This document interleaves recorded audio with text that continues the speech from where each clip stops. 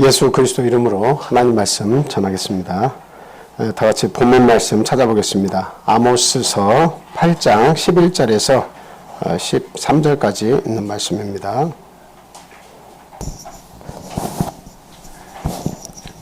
현집사님께서 읽어주시기 바랍니다. 주 여호와의 말씀이니라. 보라, 날이 이를지라. 내가 기근을 땅에 보내리니 양식이 없어 주름이 아니며 물이 없어 가람이 아니요 여호와의 말씀을 듣지 못한 기갈이라. 사람이 이 바다에서 저 바다까지 북쪽에서 동쪽까지 비틀거리며 여호와의 말씀을 구하려고 돌아다녀도 얻지 못하리니 그날에 아름다운 처녀와 젊은 남자가 다 갈아여 쓰러지리라. 아멘. 아멘. 아모스는 북왕국의 선지자로서 여로보암 2세 왕 때 이렇게 활약했던 그런 선지자입니다. 근데 이 선지자가 지금 이렇게 본문의 말씀과 같이 말씀이 없어서 이렇게 기갈이 왔다. 아주 목마르고 고통스럽고 참 이렇게 살기가 어려워진 세상이 왔다라고 이야기를 하고 있습니다. 그런데 그 당시에 그 북이스라엘의 정세라고 하는 것은 그렇게 살기 어려운 때가 아니었습니다. 아주 어떻게 보면 아주 풍요로운 시대였다 이렇게 말씀을 드릴 수가 있습니다. 북쪽에 큰 나라 아수르가 있었는데요. 이 아수르가 끊임없이 북쪽에 이스라엘이 있고 남쪽 유다가 있으니까 계속 찝적대면서 이렇게 고통을 주는 그런 나라였죠. 근데 그 아수르가 그 주변에 아라랏이라고 하는 그런 나라가 있었는데 그 나라가 이렇게 남쪽으로 내려오려고 하니까 그 아라랏과의 그 전쟁이 일어났습니다. 그래서 전쟁이 일어나니까 남쪽으로 내려가서 북이스라엘에서 뭔가 침략도 하고 전리품도 가져오고 뭔가 이런 일을 해야 되는데 이 아라랏의 어떻게 보면 아라랏이 어떻게 보면 자기의 힘을 펼치려고 하니까 그것을 견제해야 되기 때문에 그쪽으로 병력을 다 파견을 해서 그들과 싸움을 하다 보니까 이 남쪽에 있는 북이스라엘과 남유다는 그 고통을 받지 않고 굉장히 편안한 시대가 이렇게 갑자기 도래를 한 겁니다. 그래서 이 여로보암 2세가 그 틈을 타서 주변에 있는 많은 열강들, 힘이 적은 열강들을 다 통합해서 솔로몬 시대의 영광을 회복하려고 하는 그런 움직임들을 이렇게 보였습니다. 그러니까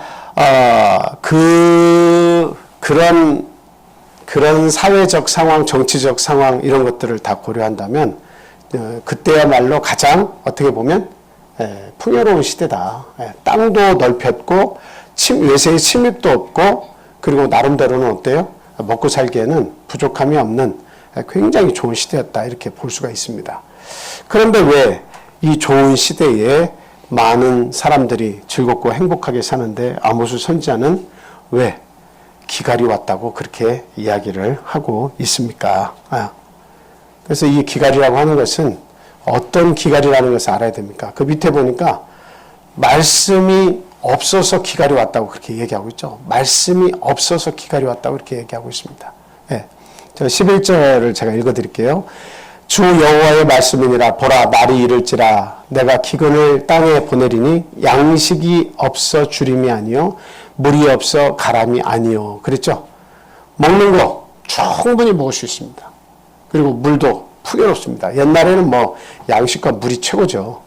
오늘날에는 특별한 몸을 이렇게 케어하기 위한 여러 가지 건강 보조식품들이 많이 나옵니다만, 그러나 옛날에는 물, 또 양식, 요것만 있으면 아주 그냥 그 나라가 풍요롭다 이렇게 볼 수가 있는 겁니다. 근데 이런 것들은 아주 풍요로운데, 근데 무엇 때문에 기갈이 왔다고 얘기합니까? 그 다음에 보니까 여호와의 말씀을 듣지 못한 기갈이라 이렇게 말씀하고 있죠. 하나님의 말씀을 듣지 못하는 그런 시기가 찾아온 겁니다. 왕은 땅을 넓히기 위해서 때는 이때다라고 하고 많은 나라들을 주변에 있는 나라들을 속국으로 만들어버리고 그리고 거기에서 조공을 받고 그리고 아주 이 백성들은 상업이며 무엇이며 뭐 먹고 사는 데는 지장이 없는 그런 좋은 시대가 이렇게 도래를 한 겁니다. 근데 이렇게 좋은 시대가 왔는데 뭐가 사라져요? 말씀이 사라져요. 말씀이 점점 증발이 돼버리는 거예요. 그 마음속에는 내가 부유해져야 되겠다. 내가 다른 사람보다 더 많이 재산도 더 많이 모으고 또 세상에서 이 기회를 틈타서 더 큰 성공을 거두고 그리고 내가 어쨌든 이 시기를 놓쳐서는 안 된다라고 하면서 열심히 살아가는데도 불구하고 그 속에서 뭐가 자꾸 빠져나가는 거예요? 하나님에 대한 의지, 하나님에 대한 어떤 갈망함, 그 말씀을 사모하는 그런 마음 이런 것들이 다 빠져나가니까 그 마음속에 남는 건 뭐겠어요? 오직 눈에 보이는 이 세상에 대한 어떤 성공만 바라보면서 앞다투어서 서로 달려가게 되었다라고 하는 거죠. 그래서 결국 그 속에서 하나님의 말씀이 없으니까 다 빠져나가는데 이 이스라엘 백성들이 원래 하나님을 안 믿는 백성이면 상관이 없는데 하나님을 믿는 백성이잖아요. 그리고 나는 너의 아버지가 되고 너희는 나의 자녀들이 되고 나는 너희의 하나님이 되고 너희는 나의 백성이 되고 하나님은 그렇게 얘기하셔서 그들을 잘 보살펴가지고 아주 복된 민족으로 그 세상의 주변에 많은 큰 나라들이 있지만 그 조그만 나라지만 정말 하나님이 함께 하시는 나라라. 대단해. 정말 대단해. 이렇게 모든 나라에 참 빛을 비출 수 있는 그런 제사장적 나라, 하나님이 기뻐하시는 나라라고 하는 것을 온 세계에 보이시려고 하나님께서 그 나라를 만드시려고 애를 쓰시는데 그런데 풍요가 찾아오니까 어떻게 된 거예요? 하나님께 대해서는 몰라라 하는 그런 시대가 찾아온 겁니다. 뭐 제사가 사라지진 않았죠. 제사를 드리기는 드리지만 그 제사가 어때요? 진심이 빠져버리고 마음은 다 딴 데 콩밭에 가 있고 하나님께 드린다고 하는 건 재물만 드리면 된다 이렇게 생각하고 짐승만 잡아서 하나님께 드리는 그런 제사들이 남발이 되니까 이 아모스 선지자는 이게 참 풍요가 좋은 것이 아니구나. 풍요 속에 빈곤이 찾아왔구나. 하나님의 말씀을 받지 못한 그런 기갈이 찾아와서 참 고통스럽구나라고 지금 이야기를 하고 있는 것입니다. 여러분 혹시 저나 여러분들 우리 삶을 이렇게 돌이켜 보실 때 정말 그 기갈을 경험해 보신 적 있어요? 기갈을 경험해 보신 적 있습니까? 기도해도 해결이 안 되고 그리고 내가 누군가를 찾아가서 도움을 청해도 아무 도움의 어떤 그 결과물이 없고 어느 방법을 동원했어도 그 어려움 속에서 헤어나오지 못하는 그런 경우가 혹시 있었습니까? 그런 경우를 잘 생각해 보시면 참 인생이라고 하는 것이 별것 아니구나. 별것 아니구나. 참 이렇게 고통과 질병과 여러 가지 환난과 문제 속에서 해결이 안 되면 그냥 미쳐버리거나 아니면 죽음을 선택하거나 아니면 사람들과 동떨어져서 산으로 들어가서 살거나 이렇게 참 외로운 그런 삶을 선택하는 것이 바로 인생이구나 하는 것을 우리가 종종 이렇게 간접적으로든 또 직접적으로든 경험을 이렇게 해보시고 또 들은 적이 있으실 겁니다. 이런 일들이 우리에게 앞으로도 또 찾아오지 말란 법도 없죠. 이런 기갈들은 사실은 우리 믿는 자들의 편에서 보면 다 어디서 옵니까? 세상 사람들도 사실은 다 공허하기 마찬가지예요. 오히려 더 공허해요. 영화배우나 아니면은 연예계에서 성공한 많은 사람들 보면 나중에 보면 결국 마약을 하거나 아니면 더 극도의 쾌락을 선택하거나 그것도 해결되지 않으면 어때요? 나중에는 자살을 하는 그런 그 경향들이 많이 있습니다. 사람들에게 사랑을 많이 받다가 그 사랑을 받지 못했다고 하는 인기가 떨어져서 사랑을 받지 못했다고 생각하면 그걸 이겨낼 방법이 없는 거예요. 그러니까 그 이겨내기 위해서라도 순간을 잊기 위해서 그런 약물들을 복용하기도 합니다. 그리고 뭔가 더 큰 영감을 얻기 위해서 그 약을 먹고 그 취한 상황에서 음악을 만들기도 하고 어떤 자기의 가진 재능을 어떤 식으로든 좀 그 가치를 끌어올려 보려고 하는 그런 일들이 많이 나타나고 있습니다. 그건 다 똑같이 그 영혼이 메말라 있기 때문에 그래요. 외적으로는 부유하지만 뭐 세상에 가진 것 없이 먹는 거 입는 거 자기가 사는데 부족함이 없지만 뭐가 갈증이 나는 거예요? 그 영혼이 메말랐어요. 피폐했어요. 하나님을 전혀 생각하지 않아요. 그 마음에 하나님이 없다 하는도다. 하나님의 말씀뿐만이 아니라 하나님조차 기억하고 싶지 않아요. 하나님은 나의 도움을 주시는 그런 구원자가 아니에요. 자기의 구원자는 지금 눈앞에서 나에게 현실적으로 나에게 영향을 끼쳐주는 것이 그게 나의 신이에요. 그러니까 그 약이 본인이 지탱할 수 있는 힘이고 그리고 그 쾌락을 붙잡아야 어떻게든 내가 살아있다는 것을 느끼게 되니까 그 삶을 선택해서 계속 가지만 그러나 영혼은 계속 마르고 또 말라고 갈라져서 결국에는 마지막에는 세상을 떠나는 선택을 하는 경우들 그런 것들이 많이 있다라고 하는 겁니다. 자, 이렇게 영적인 기갈이라고 하는 것은 세상 사람들에게 지금 지배가 다 됐어요.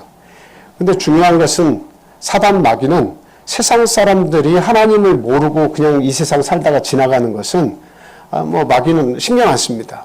그렇게 해서 다 결국 멸망할 것이기 때문에 결국 죽음이 오면 끝이잖아요. 그런데 문제는 뭐예요? 문제는 믿는 자들입니다. 믿는 자들에게 어떻게 그들을 파멸시킬 것인가. 그래서 악한 마귀는 어떻게 한다고요? 우는 사자처럼 삼킬 자를 찾는다. 이렇게 이야기하고 있죠. 그래서 그 삼킬 자를 찾는 사자가 우리들에게 올 때 어떤 모습을 하고 온다고 했습니까? 광명의 천사와 같이 광명의 천사의 모습을 하고 우리에게 찾아온다라고 하는 겁니다. 때로는 사람을 통해서 또는 문화와 문명을 통해서 획기적인 우리가 지금까지 상상해보지 못했던 그런 과학과 신문물을 통해서 우리들에게 다가오고 있다라고 하는 겁니다. 그래서 살기는 좋아져요. 살기는 편해져요. 돈만 있으면 뭐든 해결이 돼요. 그런 좋은 세상이 왔지만 그런데도 불구하고 왠지 모르게 말라가고 있다라고 하는 그런 생각이 들어요. 영혼이 말라가고 있다. 오직 머리에서 생각하는 것은 어떻게 하면 돈을 벌 것인가. 어떻게 하면 남들보다 더 좋은 집을 한 번이라도 좀 짓고 살아보고 죽을 것인가. 그러니까 오직 생각하는 쪽이 다 그쪽이에요. 육신의 만족을 위한 것의 대부분을 생각하면서 그것을 위해서 살아가고 있지 내 마음이 내 영혼이 평안한가 정말 죽음 이후에 세상이 있는가 그 세상에 갈 준비는 내가 하고 있는 것인가 이런 거에 대한 영적인 부분에 대한 생각들은 거의 없어요. 나중에 죽음에 점점 가까이 가면 그 생각을 또 할지 모르겠습니다만 그러나 움직일 힘이 있고 밥 먹을 힘이 있으면 숟가락을 들 힘이 있으면 다 내 머릿속은 어떻게 하면 이 땅에서 조금이라도 나 좀 잘 먹고 잘 사는 그런 시간을 좀 내가 누리고 갈 것인가 이게 전부 다라고 하는 거 우리가 생각해 볼 때 너무 안타까운 거예요. 예. 자, 그래서 우리 제가 유튜브에서 어제도 그런 말씀을 드렸습니다만 유튜브에서 보고 들은 이야기를 이렇게 말씀을 드리면 미국에서 그 잘 사는 세계 선진국 17개 나라를 중심으로 해가지고 이렇게 설문지를 조사를 했대요.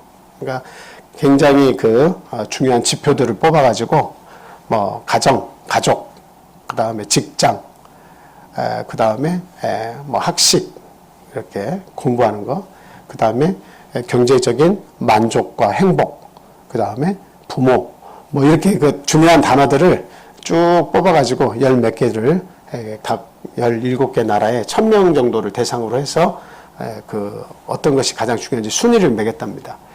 근데 다른 나라들은 저는 이제 기억이 2등, 3등은 다 기억이 안 나는데 거기에서 뭐라고 되어 있냐면 유일하게 한국만 1위가 경제적인 만족과 행복이다. 이걸 선택했다는 거예요. 한국만 경제적인 만족과 행복을 선택했다는 거예요. 다른 나라들은 그 1위에는 가족도 올라오고 뭐 이렇게 다른 것들이 이렇게 올라오고 이렇게 뭐 하는데 한국만 1위에 경제적인 만족과 행복을 기록했다는 겁니다. 참 시사하는 바가 굉장히 큽니다. 그 말을 들으니까 저도 생각할 때 야, 우리나라가 진짜 그런 것 같다. 그런 생각이 들어요. 너도 나도 할 것 없이 막 먹고 사는데 지금 먹고 사는데 부족하지 않죠. 먹고 사는데 다 먹고 살죠. 그런데도 불구하고 우리의 인생의 목표가 마치 경제적으로 뭔가 큰 부를 이루는 것이 내 인생의 목표인 것처럼 목표가 그쪽으로 다 넘어간 듯한 그런 느낌을 받습니다.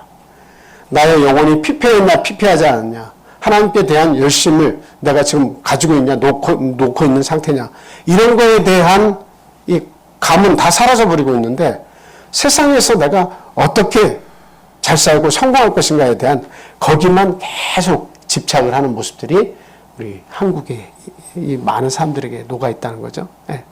그거는 다른 나라들은 어때요? 경제가 발전한다는 게 이렇게 발전 안 합니다. 서서히 올라가잖아요. 근데 우리 한국은 6.25 전쟁을 경험하고 나서 그 1950년 이후에 그냥 40년, 50년 이 반세기 만에 엄청난 부를 이뤘어요. 경제적인 강국이 되어버렸어요. 참 놀라워도 이런 놀라움이 없죠. 이런 기적을 이뤄낸 우리 한국이기 때문에 그냥 어떻게 보면 잘 살아보세라고 하는 것을 부모가 자녀에게 유산을 시켜주고 상속을 시켜주고 그 부모가 또 다시 자녀에게 계속 부해야 한다, 잘 살아야 한다. 다른 건 안 가르치고 오직 부자 되는 방법을 계속 전수시켜주면서 부유해야 한다, 부유해야 한다. 이것을 가르친 거예요. 영적으로 강해야 한다, 영적으로 강해야 한다. 하나님을 버려서는 안 된다. 하나님을 가까이 해야 한다. 말씀을 항상 따라라. 뭔가 이렇게 믿음 안에서조차도 그런 교육을 시켜야 함에도 불구하고 그런 교육의 지침은 주지도 않고 오직 세상에서 내가 나고자 되면 안 된다라고 하는 것만 이렇게 가르쳐 온 것이 아닌가. 그런 안타까운 생각들이 듭니다. 참 이것이 바로 뭡니까? 영적인 기갈이다라고 말씀하고 있습니다. 성경에 보니까 사울의 영적인 기갈의 모습이 아주 상세하게 잘 기록된 내용이 있습니다. 같이 한번 보겠습니다. 자, 사무엘상 28장 있는 내용입니다. 5절, 6절 말씀 한번 읽어주세요. 사울이 블레셋 사람들의 군대를 보고 두려워서 그의 마음이 크게 떨린지라. 사울이 여호와께 묻자오되 여호와께서 꿈으로도 우림으로도 선지자로도 그에게 대답하지 아니하시므로. 아멘.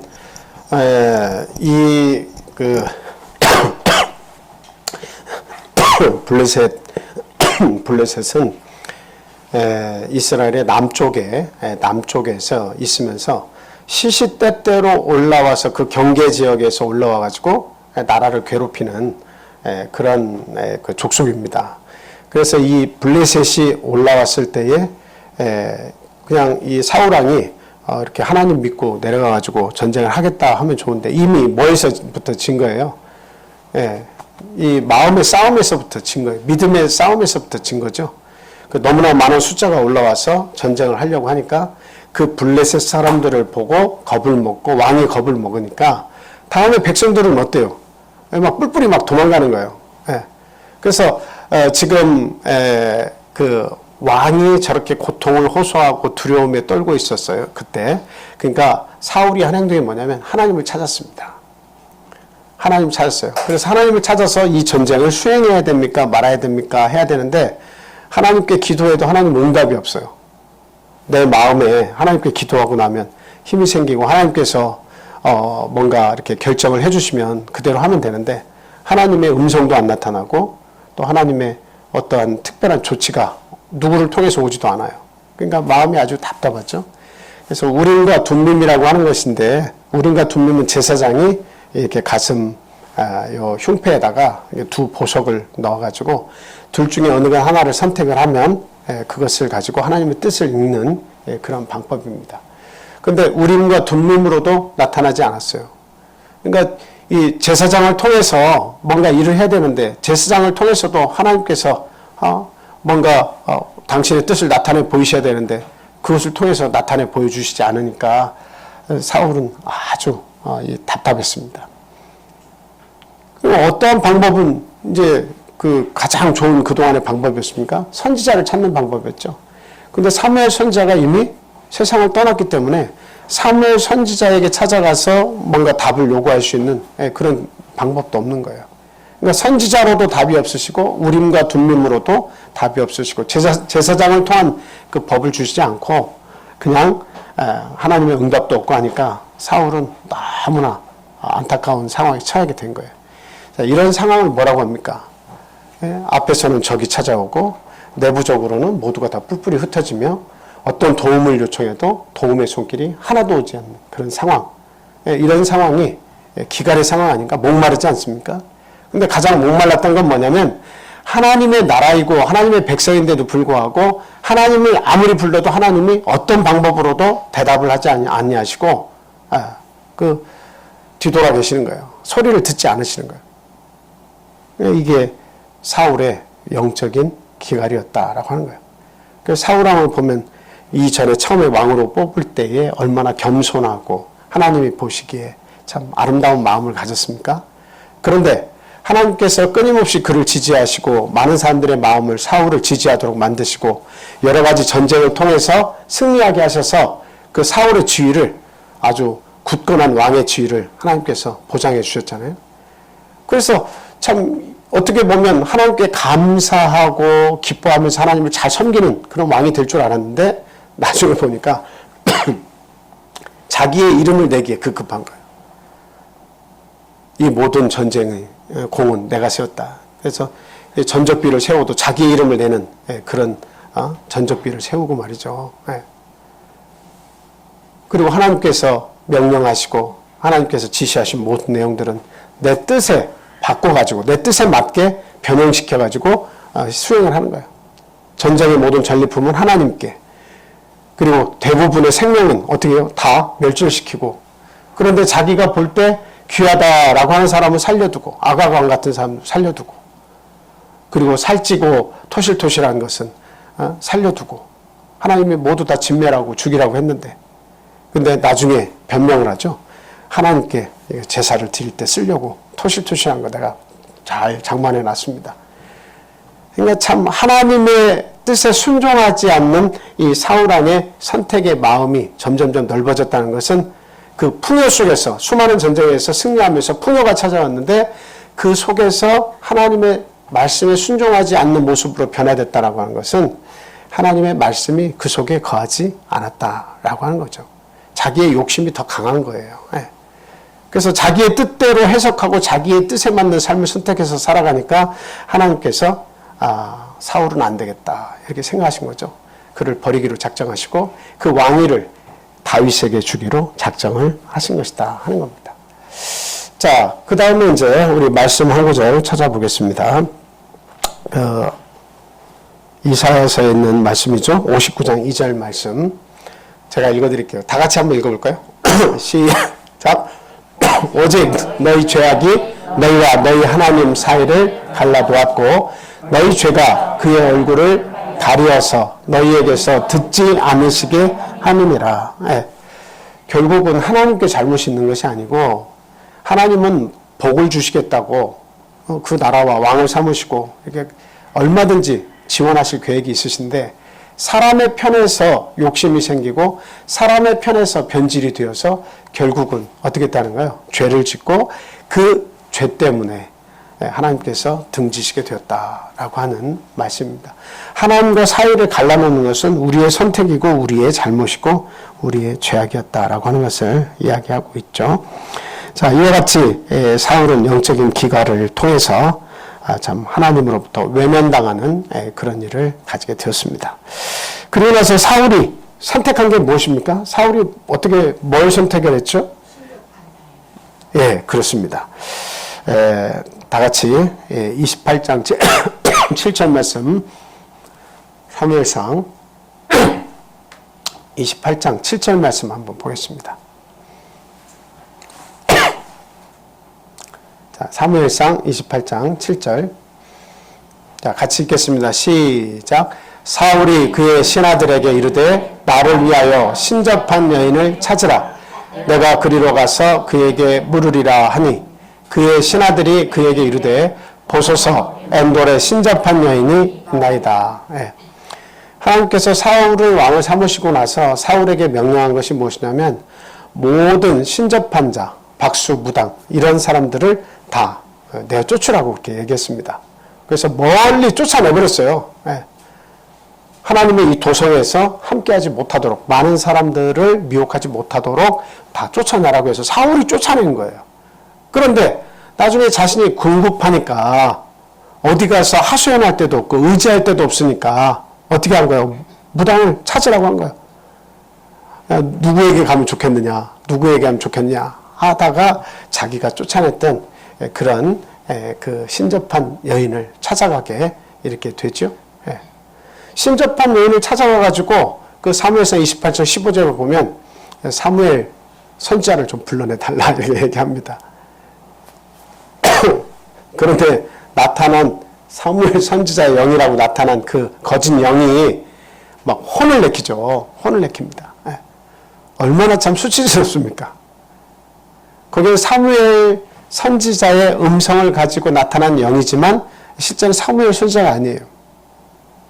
그것은 사무엘 선지자를 가장한 악한 영, 마귀의 영입니다. 근데 그 영이 나타나서 또 그 영한테도 혼나는 거예요. 하나님이 세우신 왕이. 참 이 모습을 볼 때 사울은 아무런 이제 앞으로 내 삶에 답이 없다 이렇게 생각을 했을 겁니다. 신접한 여인에게서까지 어떤 특별한 답을 얻지 못하고 자기의 그 미래에 죽음이 올 것이라는 그 결과밖에 얻지 못하니 얼마나 참 참담했겠습니까? 우리들이 종종 이런 삶을 경험을 하는데 뭐냐면 이게 뭔가 내 뜻대로 안 되면 하나님께도 구해보고 그리고 또 어떤 아는 지인을 통해서 도움을 요청해보고 또 어떤 삶의 모든 상황에서 도움을 요청해보지만 결과물을 못 얻었을 때 둘 중에 하나예요.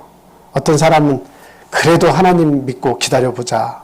하나님 의지하자. 이렇게 하는 사람, 신앙인들 중에 그런 사람이 있지만 또 하나를 부르면 뭐냐면 에휴 방법이 없네. 하나님께 구해도 사람에게 구해도 답이 없다면 그냥 갈 때까지 가보자. 그러면서 내 뜻대로 내 주장대로 잘못된 길인 거 알면서도 그냥 가보자 하고 가는 사람도 있어요. 이게 굉장히 무서운 거죠. 이게 사울이 선택한 길이에요. 하나님을 외면하시고 제사장과 선지자가 외면하니까 안 되겠다. 갈 때까지 가보자 하고 하나님이 제일 싫어하시는 그런 일을 선택하면서 그냥 갈 때까지 가보는 거예요. 그 결국은 나중에 블레셋과의 전투에서 자기 자신만 죽는 것이 아니라 그 다윗의 아주 절친인 요나단과 자신의 아들들이 다 죽는 그런 참담한 결과를 얻게 됩니다. 좀 이런 내용을 이렇게 생각해 볼 때 영적인 기갈, 하나님이 응답하시지 않는다고 하는 것은 이것은 인생에게 있어서 가장 고통스러운 것이다 라고 하는 것을 우리가 알 수가 있습니다. 그래서 이제 고대 왕들은 전쟁을 앞두고 항상 어떻게 해요? 우리 하나님 믿는 이스라엘만 이렇게 막 하나님께 기도하고 뭔가 우리가 두님을 통해서 하나님의 뜻을 알아서 전쟁에 나가고 안 나가고 그렇게 한 게 아니라 고대의 많은 나라들은 무조건 자기의 신들을 이름을 부르고 그 신들의 뜻을 받아가지고 전쟁에 다 나가는 거예요. 근데 하나님께서 특별히 하나님 백성에게는 뭘 금하셨습니까? 굿하거나 굿이나 그 당시 어떤 굿의 형태는 달랐겠지만 신들을 부르는 행위나 신들의 도움을 받는 행위 그리고 점을 치는 일 이런 것들은 혼을 불러내는 일 이런 것들은 다 금지되었던 것이다 라고 하는 거죠. 저희들이 좀 조심을 해야 될 것은 장난으로라도 점을 보는 경우가 있어요. 장난으로라도 결혼운 그리고 또 뭔가 애정운 장난으로라도 이제 그런 것들이 신기해서 이제 이렇게 보잖아요. 그 사실은 그게 뭐냐면 귀신을 접촉하는 행위들이에요. 네, 귀신을 접촉하는 행위들. 그 귀신을 접촉하면 제가 말씀을 드리잖아요. 어떤 일들이 벌어진다고 했습니까? 그 자기의 삶의 영역이 쪼그라든다고 말씀드렸어요. 네. 귀신을 접촉하면 쪼그라들어요. 네. 북쪽으로 매달에는 북쪽으로 진행하면 안 되고, 매달에는 남쪽으로 진행하면 안 되고, 또 7, 8월에는 물을 가까이서 안 되고. 그러면 어떻게 살라는 거예요? 북쪽으로 가지 말라면 남쪽에서만 머물러야 되고, 물에 가지 말라고 하면 산으로 가서 남들은 다 물에서 즐겁게 노는데 가족들이 우리는 산으로만 가야 되는 거잖아요. 그러니까 그 삶이 자꾸 축소가 돼요. 뭐는 하지 마라, 뭐는 하지 마라. 이때 해야 한다. 특히 이사하고 결혼하고 차 사고 뭘 하지 마라. 뭐 고사 지내고 이렇게 하면 결국에는 뭐예요? 그 날 외에는 다른 날에는 자유가 없는 거예요. 그래서 그날을 막 기다려. 마귀들이 다 그 도깨비들이 그 모이는 날, 그날을 선택해서 그들이 우리를 해코지하지 않는 그날만 선택해서 이사를 하고 또 차를 사고 결혼을 하고 해야 되니까 그날만 막 바빠. 사람들이 다 줄을 서서 나머지 날들은 뭐 별로 바쁘지도 않고 돈 벌 수도 없고. 그러니까 이 7월달 되면 대만 같은 데는 한 달간 귀신들이 내려오는 그런 날들이 있대요. 그래서 그 날에 하늘이 열리면서 귀신들이 막 내려올 때 그때는 그 귀신들을 위한 그런 그 일들이 많이 일어난대. 영화관 귀신들을 위해서 영화를 틀어줘서 그 마음을 달래준대요. 그날에는 그 한 달간은 결혼식 그 업자들이 돈을 제일 못 번대요. 이사하는 업체들이 돈을 잘 못 번대요. 왜? 한꺼번에 쏟아져 내려와가지고 그 귀신들이 다 해코지를 하니까. 그래서 오직 그 한 달 기간은 뭘 한다고 했어요? 제가 전에 한번 말씀드린 기억이 나는데. 종이집, 종이 비행기, 종이 자동차, 종이로 만든 지폐, 이런 것들을 막 무더기로 만들어 와가지고 거기서 줄을 서서 계속 그걸 태워주는 거예요. 누구 달래려고? 그 귀신들 달래주려고, 혼령들을 달래주려고. 비행기도 태워주고, 배도 태워주고. 참, 사람의 생각이라는 것이 자신의 마음의 위로를 얻기 위해서, 평안을 얻기 위해서 종이로 만든 배, 종이로 만든 빌딩, 이런 집들을 그 태움으로 해서 귀신들을 달랠 수 있다고 하는 것, 그런 것을 고안해 냈다고 하는 것이 참 대단하다는 생각이 들어요. 여기서 그 가짜 돈인데 그 가짜 돈을 태워서 그 영혼들이 그 돈을 가지고 그 뭐 구천을 떠돈다고 하잖아요. 그 사람들은. 근데 그곳에서 그거를 뭔가를 사고 팔고 먹고 마시며 그렇게 할 줄로 착각을 하고 있는 거예요. 자기의 위로를 얻기 위해서 그 돈을 쓰는 것이 자기 1년 연봉의 30%, 40%를 그 한 달에 다 쓴다고 그래요. 그 귀신들 달래주려고. 하나님께서는 그런 일 하지 말라고 하죠. 나 외에는 다른 신이 없다라고 분명히 말씀을 하고 있습니다. 우상을 섬기지 말라고 분명히 이야기를 하고 계십니다. 자, 출애굽기 22장 18절 같이 읽겠습니다. 자, 시작. 너는 무당을 살려두지 말라. 무당을 살려두지 말라. 신을 접한 자를 살려두지 말라는 겁니다. 이스라엘에서는 무당이 있었다는 얘기 없었다는 얘기예요. 몰래 살고 있었다는 이야기죠. 그럼 몰래 살고 있었으면 그 몰래 사는 사람을 접하는 사람이 있다는 얘기 없다는 얘기예요. 있다는 얘기예요. 하나님의 백성 가운데서도 몰래 가서 자신의 미래를 점치는 그러한 사람들이 있었다라고 하는 거죠. 예. 자, 레위기 20장 6절에 있는 말씀도 같이 읽겠습니다. 시작. 접신한 자와 박수 무당을 음란하게 따르는 자에게는 내가 진노하여 그를 그의 백성 중에서 끊으리니. 그러니까 있단 얘기예요. 있단 얘기예요. 하나님의 백성 가운데에서도 은밀하게 신접한 사람을 찾아가가지고 그 영혼을 불러내달라, 위로를 얻고 자기의 마음의 평안을 얻으려고 이런 일을 하는 사람들이 있다는 얘기입니다. 있었다는 얘기예요. 그래서 박수무당을 음란하게 따르는 자에게는 내가 진노하여 그를 백성 중에서 끊겠다. 저런 무서운 말씀을 주셨음에도 불구하고 가는 사람이 있을까요? 없을까요? 있어요. 자기 믿음이 신실하지 않으니까, 하나님의 말씀에 대해서 두려워하지 않으니까 어때요? 자기도 갈 수 있는 거예요. 그냥 어떤 잡히면 죽지만 안 잡히면 나의 미래를 알 수 있다고 생각하는 거예요. 그러니까 가가지고 그 도움을 하나님이 가장 싫어하는 자에게서 그런 도움을 요구하는 그런 일들이 나타나는 겁니다. 자, 레위기 20장 27절 말씀도 한번 보겠습니다. 시작. 남자나 여자가 접신하거나 박수무당이 되거든 반드시 죽일지니 곧 돌로 그를 치라. 그들의 피가 자기에게로 돌아가리라. 예. 참 이렇게 무서운 말씀을 주셨는데도 불구하고 요즘에도 이렇게 신을 받아야 한다. 그래서 그 신을 내림구술해가지고 신을 받아서 박수무당이 되는 그런 사람들이 이제 많이 있죠. 그 인생이 걸린 문제고 구원이 걸린 문제인데 이제 그 갇히는 거예요.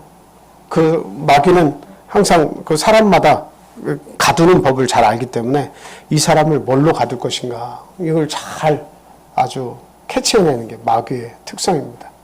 그래서 그 신접한 그 여인들은 딱 당신은 신을 받지 않으면 이 괴로운 신병에서 벗어날 수 없습니다 라고 한마디 딱 주면 그냥 그 올가미에 딱 걸려버리는 거예요. 아닌데도 불구하고 그렇게 주면 그렇게 살아가는 거예요. 참 아주 능력이 대단하죠. 자, 이렇게 이러한 그 하나님이 싫어하시는 그런 일들이 마음의 갈증이 생기고 영적인 기갈이 찾아오니까 사람들은 말씀을 버리고 그쪽으로 자꾸 가는 그런 사람들이 생겨나게 된 겁니다. 사울왕도 마찬가지였고요. 자, 다음 신명기 18장에도 비슷한 말씀이 있는데요. 같이 보겠습니다.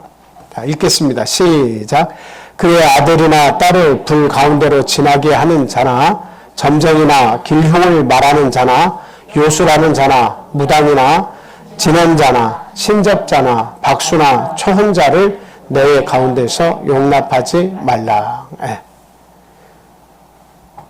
몰록이라고 하는 그 주변의 나라의 신이 그 아들과 딸을 그 인신 공양을 하게 하는 그런 신이 있었는데 그 이방 신을 섬기면서 하나님의 자녀인 이 이스라엘 백성 중에 자신의 아들이나 딸을 그들의 풍습대로 다른 이방 신들이 그 행하는 그 풍습대로 자기 아들과 딸을 불에 태워 죽이게 하는 그런 일들을 행하는 자들이 있다는 거죠.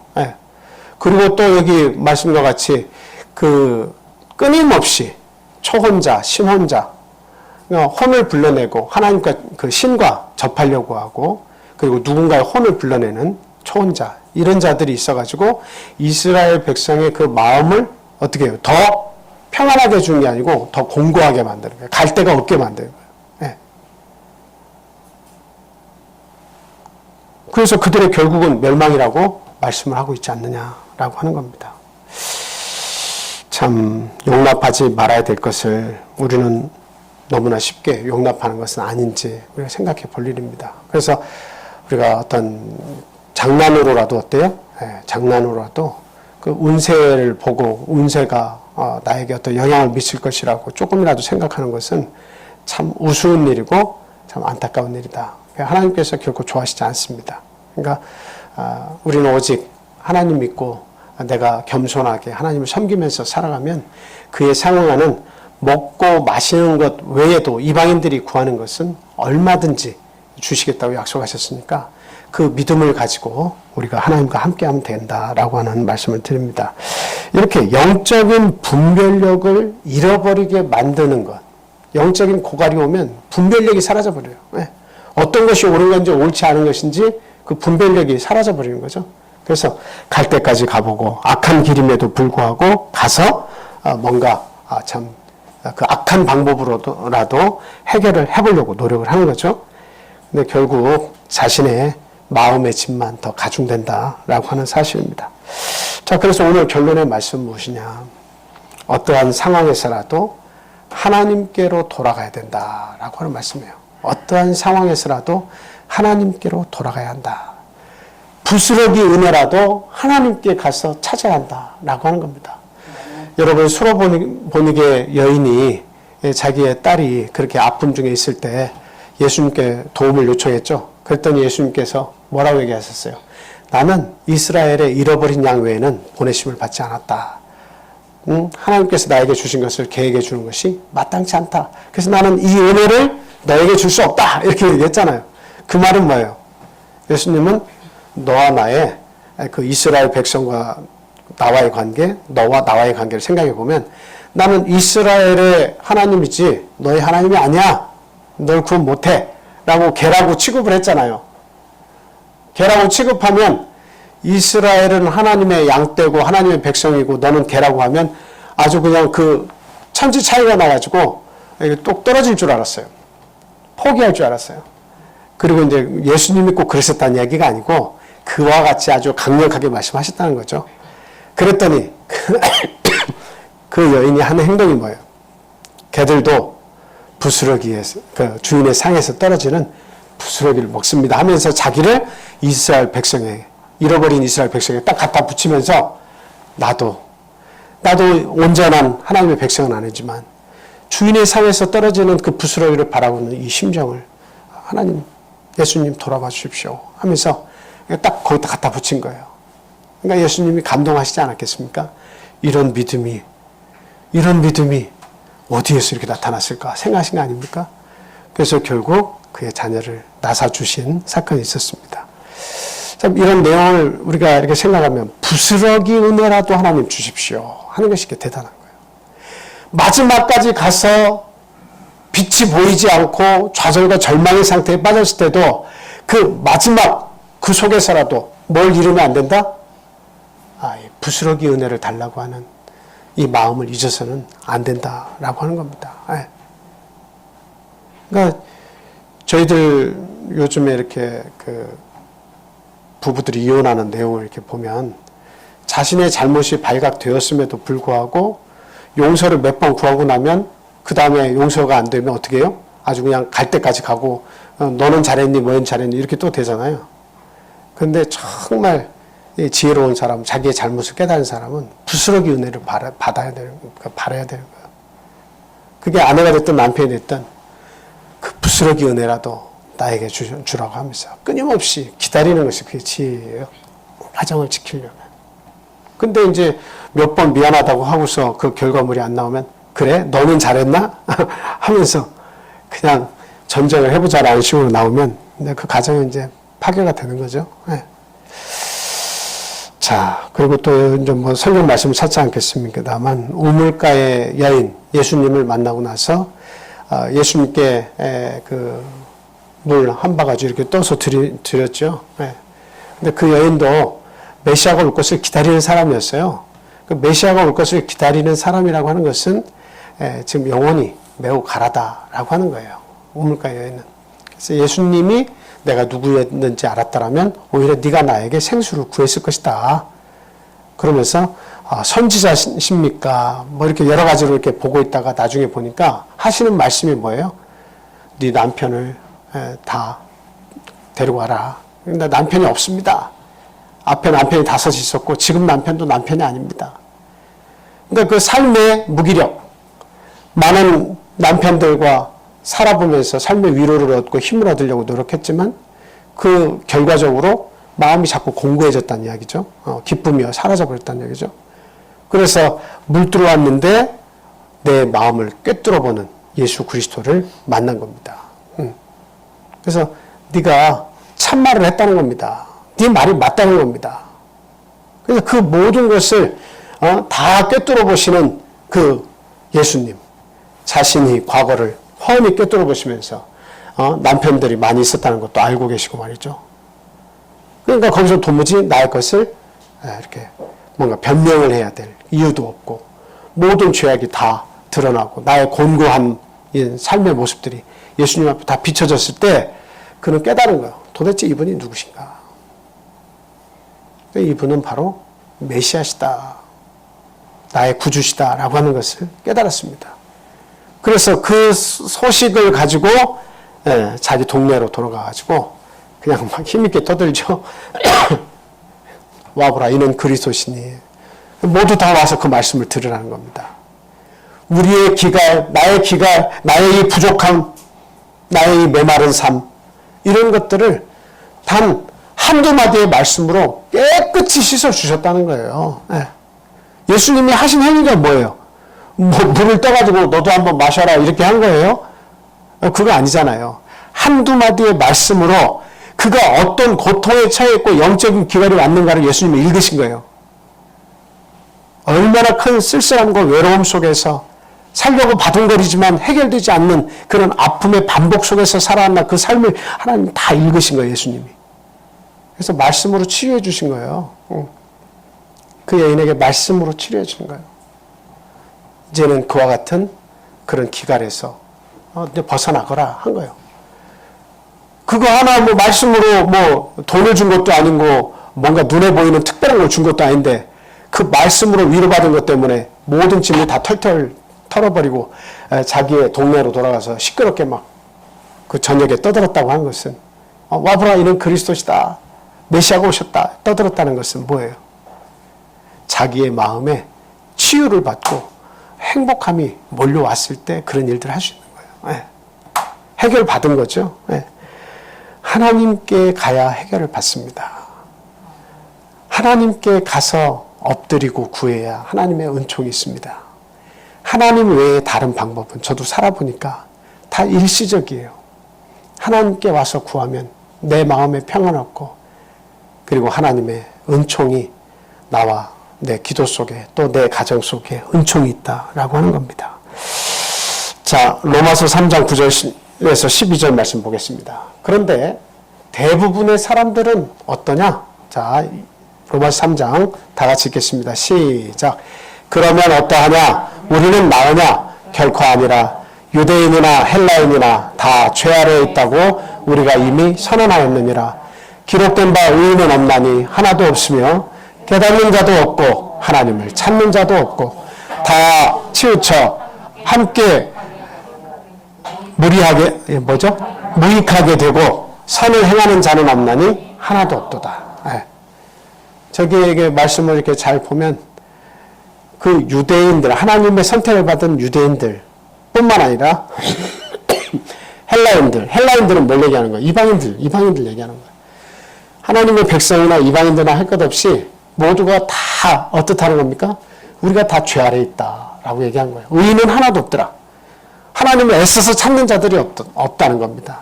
그리고 결국 다 뭐예요? 하나님이 우리 마음속 있기를 다 거부하는 거죠. 다 하나님이 계시는 것을 이스라엘 백성은 알매도 불구하고 억지로 없다고 하는 자들이다 라고 하는 것을 지금 이야기를 하고 있습니다. 하나님을 찾는 자가 없어요. 이게 참 무서운 일이죠. 하나님을 찾는 자가 없다면 이 나라가 어디로 가겠습니까? 그 신을 두려워하는 마음이 없으면 이 나라가 어디로 가겠습니까? 우리의 가정은 어디로 가겠습니까? 이렇게 이 세상 대부분의 사람들은 모두가 다 죄 가운데에서 하나님을 찾지 않고도 살 수 있다고 아주 자신하고 있다라는 얘기죠. 자, 결국은 호세아 선지자는 이렇게 얘기합니다. 호세아서 4장 6절에서 보니까 내 백성이 지식이 없으므로 망하는도다. 내가 지식을 버렸으니 지식을 버렸다. 저 지식은 뭡니까? 하나님의 말씀을 버렸다라고 하는 내용이죠. 나도 너를 버려 내 제사장이 되지 못하게 할 것이요 내가 내 하나님의 율법을 잊었으니 나도 내 자녀들을 잊어버리리라. 아주 무서운 말씀이죠. 이스라엘 백성의 그 하나님께서 주신 특별한 은총이 뭡니까? 특별한 은총이 뭐냐면 제사장과 선지자를 통해서 항상 함께 하세요. 제사장과 선지자를 통해서 항상 함께 하세요. 그러니까 그 제사장과 선지자를 통해서 함께하는 백성으로 만들었다는 건 뭐냐면 하나님의 음성을 끊임없이 들려주었다는 거예요. 하나님의 음성을 끊임없이 들려줬다는 거죠. 선지자들의 말은 뭐예요? 죄가 성행하면 이렇게 하면 안 돼. 죄에서 돌이켜 하나님께 회개해야 돼. 이런 걸 끊임없이 제사장과 선지자를 통해서 너의 죄악이 있으면 하나님께 와서 짐승을 이렇게 죽여서 네 죄를 전가하고 하나님께 나와서 겸손한 마음으로 제사를 드려.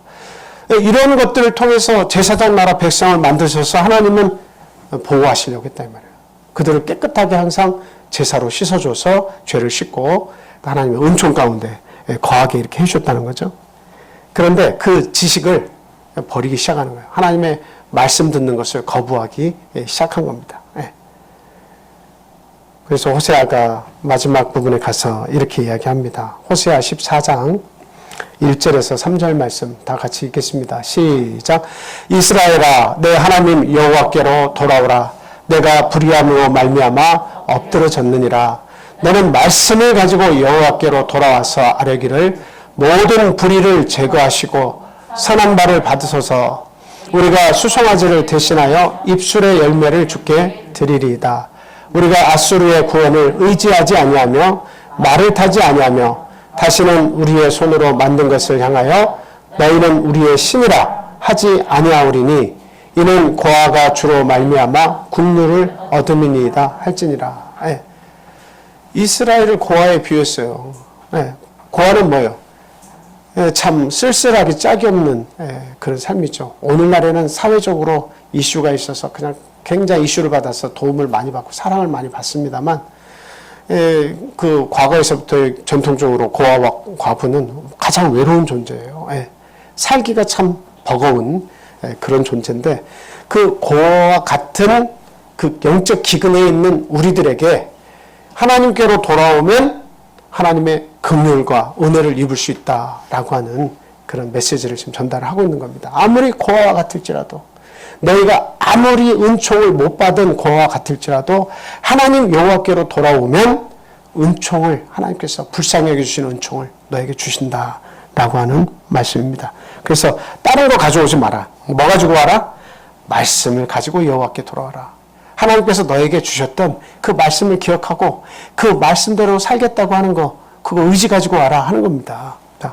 자, 호세아 10장 12절 말씀 하나 더 보겠습니다. 호세아 10장 12절.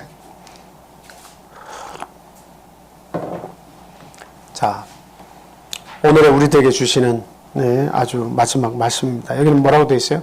자, 시작. 너희가 자기를 위하여 공의를 심고 인애를 거두라. 너희 묵은 땅을 기경하라.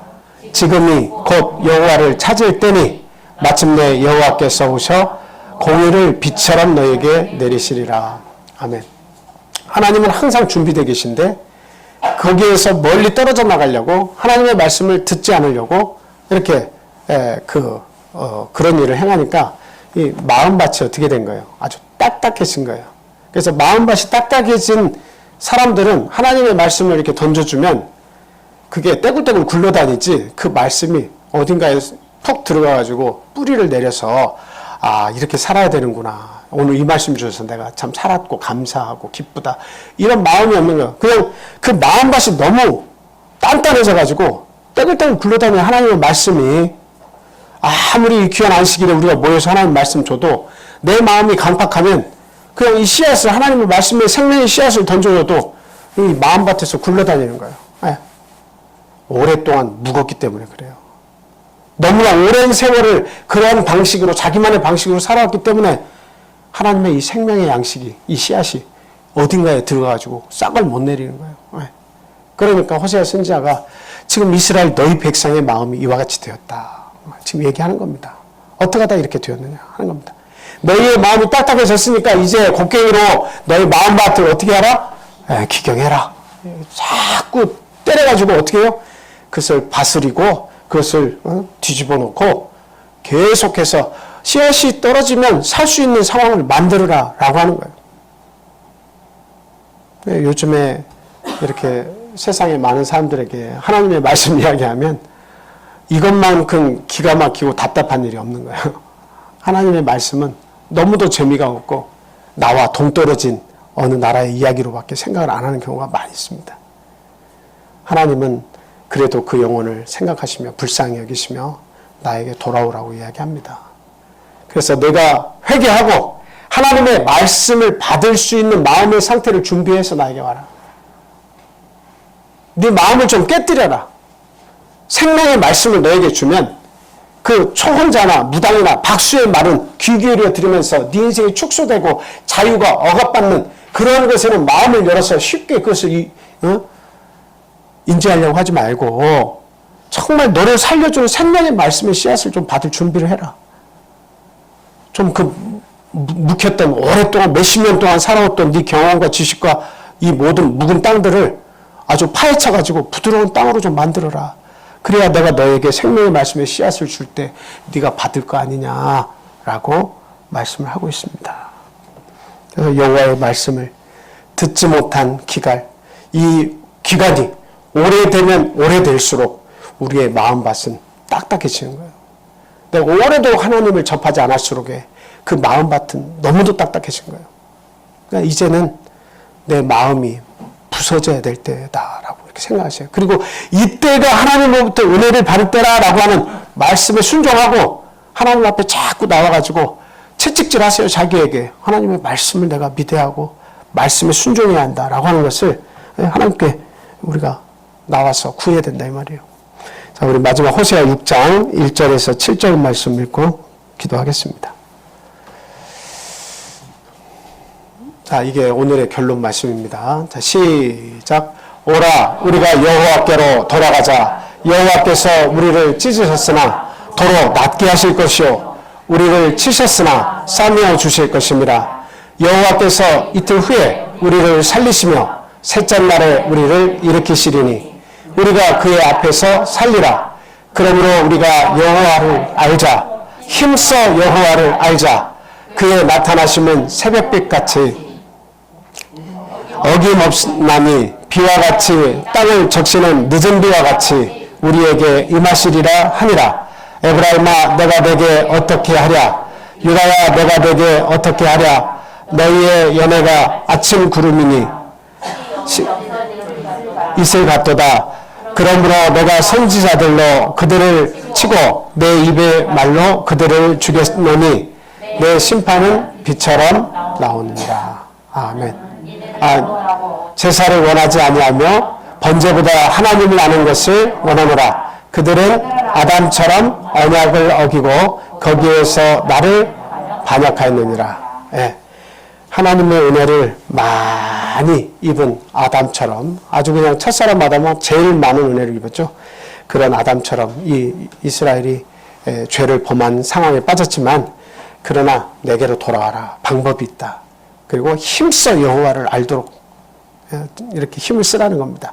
여호와를 알면 알수록 내 삶이 풍요로워진다고 하는 이 말씀 꼭 기억하시고 참 영적인 기갈에서 하나님을 찾는 믿음을 통해서 참 풍요와 안식을 누리는 우리 참빛교회 성도님 다 되시기 바랍니다.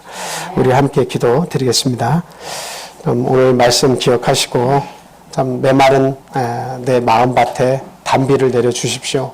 또 성령의 충만을 허락해 주십시오라고 기도하시고 그리고 우리의 가정이 하나님 안에서 복받는 가정으로 또 내 후대가 하나님 안에서 끊임없이 큰 백성들을 이루어서 모두가 다 구원을 얻도록 우리 집안을 하나님 복 주십시오라고 기도해야겠습니다.